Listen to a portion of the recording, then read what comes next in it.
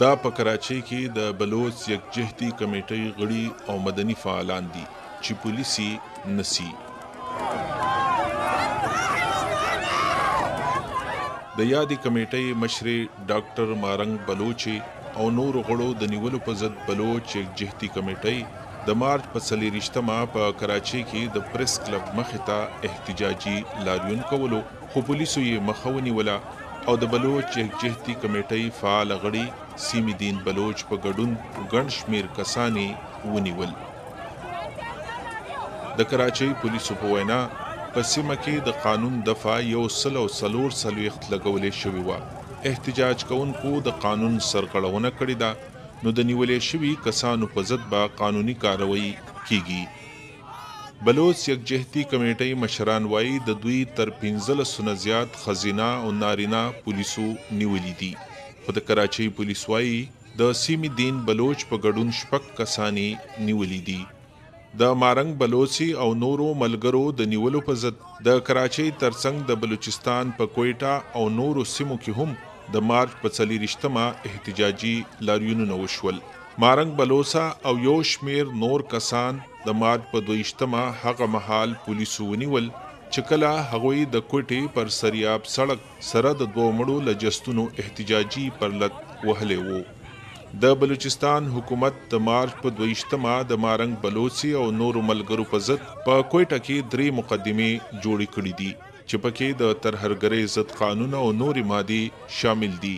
د بخښنې نړیوال سازمان امنیسټي انټرنیشنل، د بشري حقوقو تنظیمونو او بلوچ ملت پاله ګوندونو د مارنګ بلوچي او نورو بلوچستانو نیول غندلي او د هغوی د سمدستي خوشي کولو غوښتنه کړې ده. نیاز علي، مشال ریډیو، کراچۍ.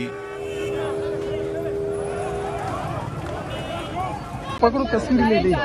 अभी मुझे बरी किया गया है, उसके बावजूद अभी दोबारा से यहाँ पे अदालती रिमांड के बाद मुझे छोड़ने के बाद दोबारा मेरे ऊपर 3 MPO के तहत केसेस लगाए जा रहे हैं, जिसकी वजह से मुझे गिरफ्तार किया जा रहा है.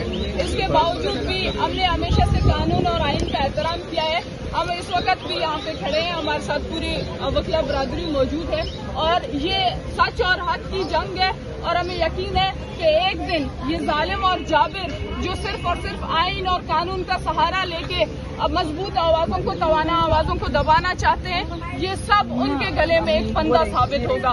और हमने हमेशा से अम्मी को आने दो, हमने हर बार पुरअमन तरीके से जदोजहद किया है. इस बार भी हम पुरअमन तरीके से एक तहरीक को लेके जाएंगे. अगर रियासत को हमारे हाथों में हथकड़ी पहनाने से, अगर रियासत को हमें जेलों में डालने से बलूचिस्तान में उठने वाली वो तवाना आवाज, वो हकूक की जंग, वो सच की जंग अगर दब सकती है तो एक सम्मी की नहीं, एक मारक की नहीं, हजारों महरों के हाथों में हथकड़ियां डाले. मसला नहीं है, हमें काबिल कबूल है. ये जंग हमारे कौम के लिए है, हमारे अवाम के लिए है. सच की जंग है, हक की जंग है, इंसाफ की जंग है. और हमें पता है कि इंसाफ की जंग में दुश्वारियां होती है और हम उन तमाम चीजों को फेस करने के लिए तैयार हैं.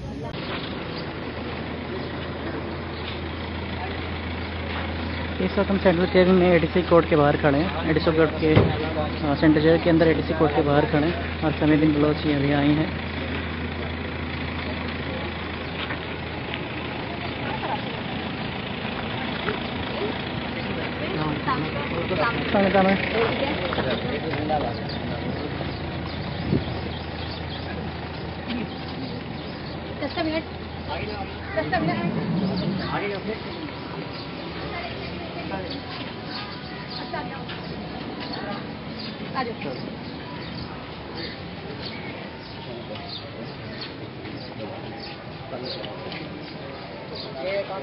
को ले आए, ये हथकड़ी में ले आए, ये अच्छी तरह ट्रीट कर रहे हैं बहुत खवातीन को, मगर फिर भी हॉस्पिटल में तमाम मुगला बरादरी